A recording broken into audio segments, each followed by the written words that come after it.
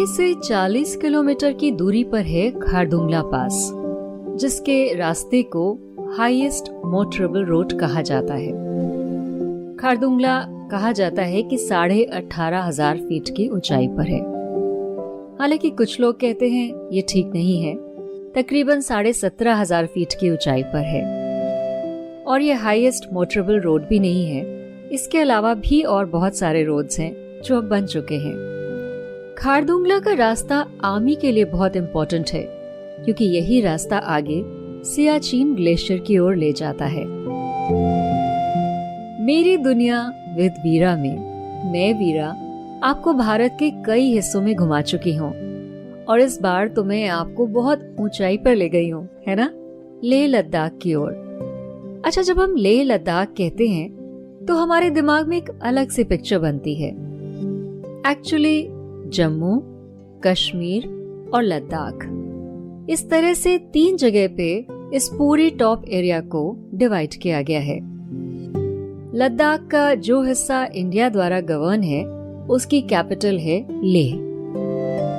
ये जगह बहुत ही सेंसिटिव है, क्योंकि यहाँ पर हमें दोनों ही बॉर्डर्स पे हर समय खतरा रहता है, एक तरफ पाकिस्तान से और दूसरी तरफ चीन से।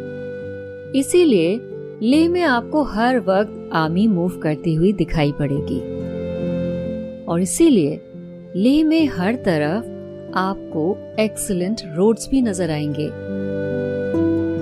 तो वीरा आपको ले चल रही है अपनी लेह यात्रा में आज खारदुंगला पास पे, जहाँ पे खड़े होकर आप काराकोरम और हिमालय की दोनों की रेंजेस को देख सकते हैं। अनफॉर्चुनेटली हम तो नहीं देख पाए, क्योंकि जब हम खारदुंगला पास पहुँचे तो बहुत ही जबरदस्त स्नोफॉल हो रहा था, इतना कि हमारी उंगलियां जम गई थी। एक्चुअली हमारी उंगलियां इतनी जम गई थी कि हल्की हल्की सी स्किन भी फटने लगी थी और उनमें से खून निकलना भी शुरू हो गया था।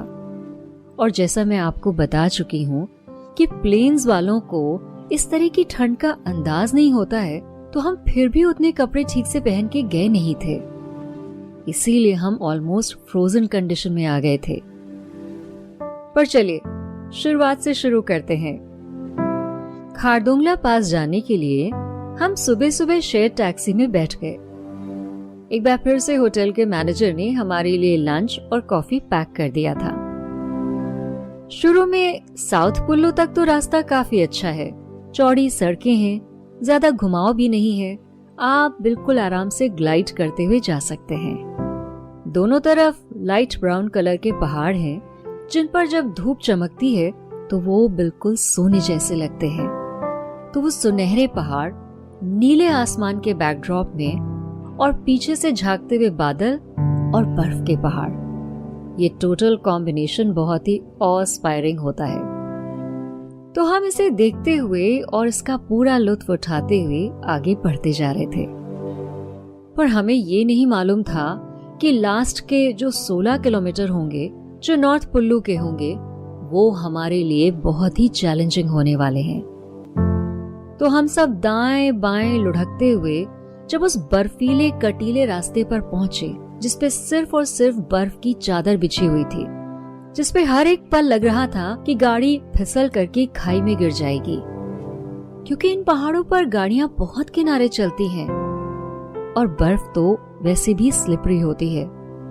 तो हम अपनी सांस को रोककर बैठे हुए मन ही मन सारे भगवानों को याद करते हुए सिर्फ ये मना रहे थे कि किसी तरह से हम खारदुंगला पास बस पहुंच जाएं तो चैन की सांस लें।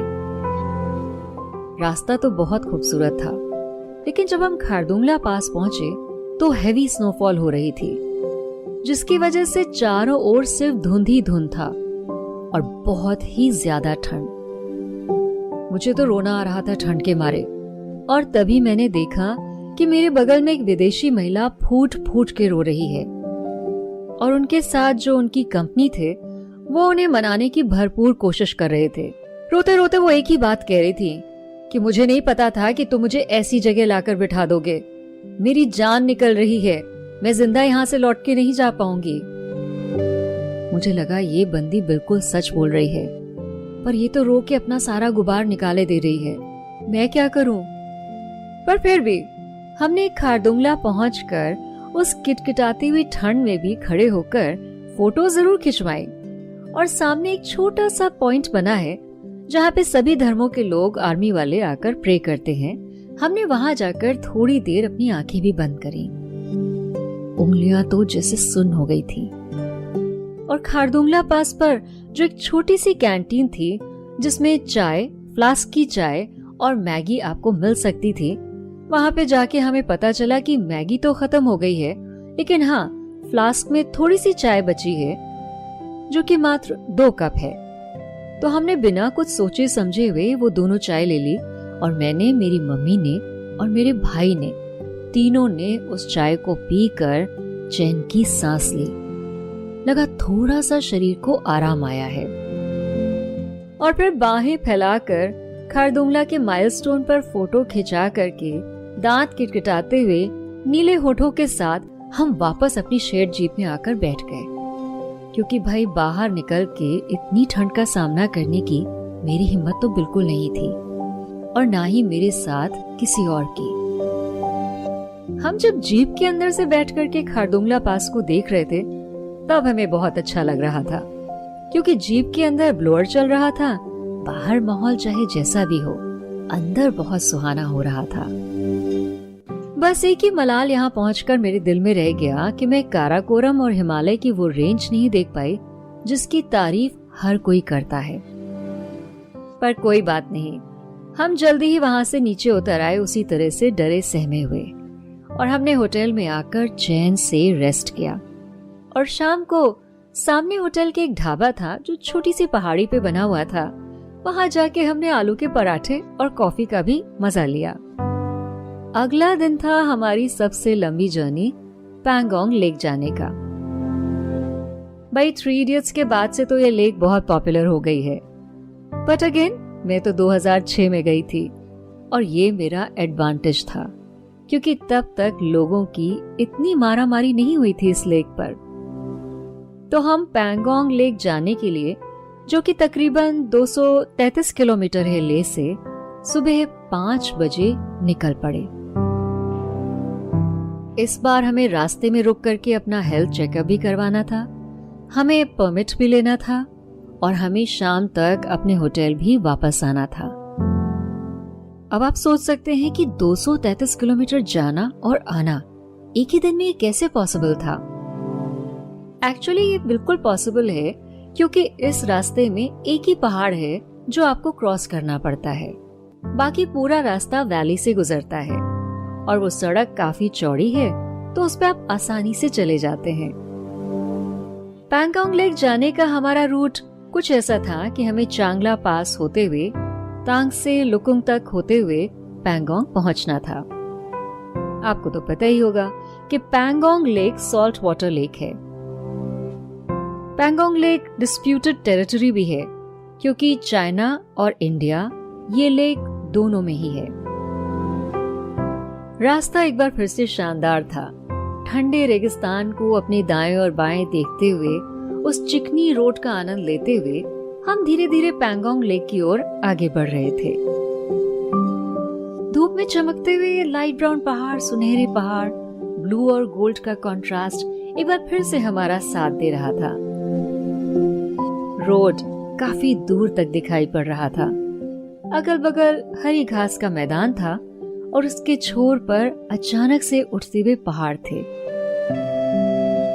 काफी दूर तक इस सुंदर रास्ते पर चलने के बाद फिर शुरू हुए कठिन रास्ते, सकरी, ऊंची, स्टीप चढ़ाई, बेशुमार बर्फ। और फिर टाइम आया चांगला पास पर रुककर एक छोटा सा ब्रेक लेने का।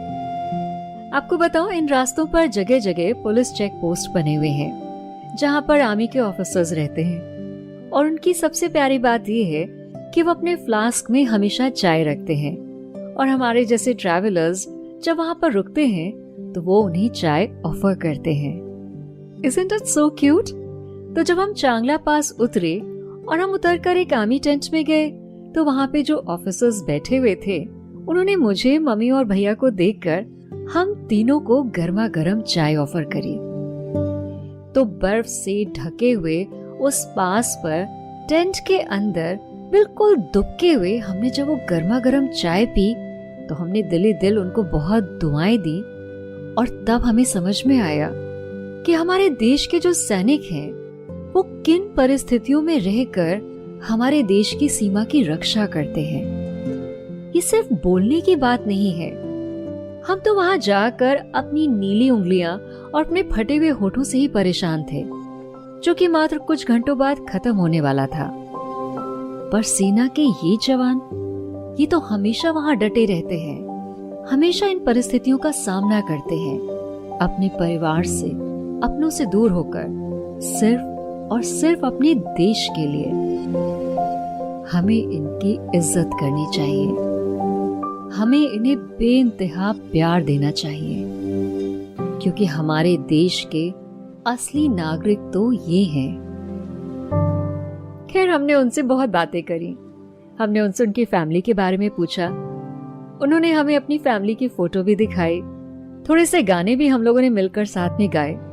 और आधे घंटे के ब्रेक के बाद हम आगे बढ़ गए, तांग से लुकुंग होते हुए पैंगोंग लेक की ओर।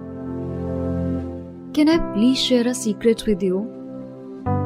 I mean, पैंगोंग लेक जो है ना, it is like anything that you have never seen. एक नीली दूर इनफाइनाइट तक फैली हुई लेक और उसके सामने पहाड़, रूखे बंजर ब्राउन पहाड़, और एक बार फिर से रॉयल ब्लू कलर का आसमान। जब वैलीज के बीच से गुजरते हुए हमने पहली बार पैंगोंग लेक की झलक देखी तो हमें नहीं पता था कि पैंगोंग लेक हमें कैसी लगने वाली है। पर जैसे ही लास्ट टर्न आया और पूरी की पूरी पैंगोंग लेक हमारे सामने आई तो मेरी बोलती बंद हो गई। इस लेक की कोई टक्कर नहीं है। हमारे टैक्सी वाले ने हमें 1 घंटे का रुकने का समय दिया पैंगोंग लेक पर चूंकि ये डिस्प्यूटेड एरिया है, यहाँ पे हर वक्त पेट्रोलिंग चलती है इंडियन आर्मी की। अनफॉर्चुनेटली उस दिन इस पर बोटिंग नहीं हो रही थी, वरना आर्मी वाले खुद ही अपनी स्टीमर बोट में ट्रैवलर्स को एक राउंड लगवाकर वापस छोड़ देते हैं। पर शायद पिछली रात को ही कुछ छुटपुट वारदात हुई थी, इसलिए काफी ज्यादा आर्मी वहाँ पर तैनात थी। तो हमको सिर्फ उस जगह को देखकर ही खुश होना था। पर ये खुशी भी कोई कम खुशी नहीं थी। पैंगोंग लेक में जैसे ही आप पैर नीचे रखते हैं तो बड़े बड़े पत्थर, पथरीला रास्ता आपको ग्रीट करते हैं और सामने दूर तक फैली हुई लेक, जिस पर जब सूरज की रोशनी पड़ती है तो जैसे अनगिनत तारे आसमान में झिलमिलाते हैं ना, उसी तरह से सूरज की किरणें भी इस लेक पर झिलमिला जाती हैं। थोड़ी दूर मैंने पैदल चक्कर लगाए। हमने बैठ करके पिज्जा और कॉफी का मजा लिया जो हमारे लिए पैक होकर आई थी। फिर हमने लेक के ठंडे पानी में अपने पैर छपाछप करे। फिर सामने जो आर्मी वाले खड़े थे उनसे थोड़ी बहुत बातचीत करी। फिर एक डीप ब्रेथ इनहेल करी। ढेर सारे फोटो खींचे। कुछ पल पत्थर पे बैठ करके आंख बंद करके उस हवा को महसूस किया और फिर वापस आने का टाइम हो गया। पैंगोंग लेक अनबिलीवेबली ब्यूटीफुल है। लौटते वक्त हमें ज्यादा टाइम नहीं लगा, तो लौटते वक्त हम एक बार फिर से थिक से मोनेस्ट्री पे एक छोटा सा स्टॉप लेकर वापस अपने होटल आ गए। बहुत ज्यादा थक गए थे हम उस दिन। तबीयत भी रास्ते में काफी खराब हुई थी, क्योंकि जब घुमावदार रास्ते आते हैं और जब बर्फीली हवा नाक से अंदर जाती है तो आपको इनवेरिएबली एक वॉमिटिंग का एहसास होता है। इसे एक्यूट माउंटेन सिकनेस भी कहते हैं। तो होटल वापस आने के बाद हम सब फ्रेश हुए और फिर हम वापस होटल के बाहर सड़क पर वॉक करने के लिए निकल गए, क्योंकि अगले दिन हमें लेक को बाय बाय करके वापस लखनऊ आना था, जो हमारा बिल्कुल दिल नहीं था। तो हमने डिसाइड किया कि आज की रात जितना ज्यादा से ज्यादा समय हो सकेगा हम घूम के और लेक को महसूस करके बिताएंगे। तो होटल के सामने हम अपने उस फेवरेट ढाबे में फिर से गए। और पता है, इस बार जब हम वहाँ पे खाना खा रहे थे तो अचानक से पहले बरसात शुरू हुई और बरसात के बाद स्नोफॉल शुरू हो गई। तो जो पहाड़ सामने हमें काले काले नजर आ रहे थे, अचानक से वो सारे पहाड़ सफेद हो गए। बिल्कुल भूतिया एहसास हुआ हमें तो। अब सोचिए ना, एकदम से आपके आगे सफेद पहाड़ खड़े हो गए। बहुत डरावना सा एहसास था वो, पर हमें ये भी नजारा देखना था। तो हमने थोड़ा डरते हुए और थोड़ा एडमायर करते हुए उस नजारे को भी भरपूर महसूस किया। और फिर अपनी नाक और हाथों से स्नोफ्लेक्स झाड़ते हुए हम वापस स्पिक एंड स्पैन आकर अपने कमरे में जाकर एडजस्ट हो गए। नेक्स्ट डे था हमारा लेह से वापसी का। लेह मात्र एक टूरिस्ट स्पॉट नहीं है, लेह एक लाइफ टाइम एक्सपीरियंस है। लेह एक एडिक्शन है। Leh is out of this world. तो मेरी गुजारिश है कि आप अगर लेह जाने का प्लान बना रहे हैं, जो कि आपको जरूर बनाना चाहिए, तो प्लीज इस जगह की सैंक्टिटी को बना कर रखिए। ये जगह रील बनाने के लिए, लाउड म्यूजिक के लिए, मोटर बाइक्स का स्टंट दिखाने के लिए या फिर जिंदगी के हल्केपन, फिकलनेस को महसूस करने के लिए नहीं है। This place has a deeper meaning. ये जगह आपसे कुछ कहती है। ये जगह आपसे कुछ डिमांड करती है। आपको इस जगह की सिग्निफिकेंस को समझना चाहिए। इसे एज अ टूरिस्ट स्पॉट नहीं ट्रीट करिए, इसे as a life changing experience महसूस करिए। तभी आप लेह की सोल जर्नी कर सकेंगे। मैंने तो कर ली, और तब से लेकर आज तक जब भी मैं अपनी लेह की बनाई हुई पेंटिंग्स को देखती हूँ या मैं अपने खींचे हुए फोटोग्राफ्स को देखती हूँ, मेरे रोंगटे आज भी खड़े हो जाते हैं। और मैं विश्वास नहीं कर पाती हूँ कि हमारे देश की इतनी खूबसूरत जगह को मैं देख चुकी हूँ, मैं महसूस कर चुकी हूँ, और मैं वहां पे वो अमेजिंग पल बिता चुकी हूँ। ये तो मेरी दुनिया विद वीरा में मैंने आपको लेह की जर्नी कराई, एक अनफॉरगेटेबल जर्नी। अगली जर्नी मैं आपको कहाँ की कराने वाली हूँ, चलिए ये आपको मैं बता ही देती हूँ।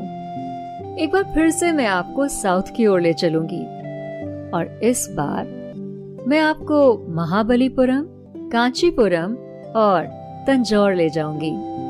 चलेंगे ना मेरे साथ? तो अगला एपिसोड मेरा आने तक आप ये एपिसोड तो सुनिए ही, इस पर आप कमेंट्स दीजिए, इसको आप शेयर कीजिए और बेल आइकन प्रेस करके मुझे फॉलो जरूर करिए। तो चलूं मैं?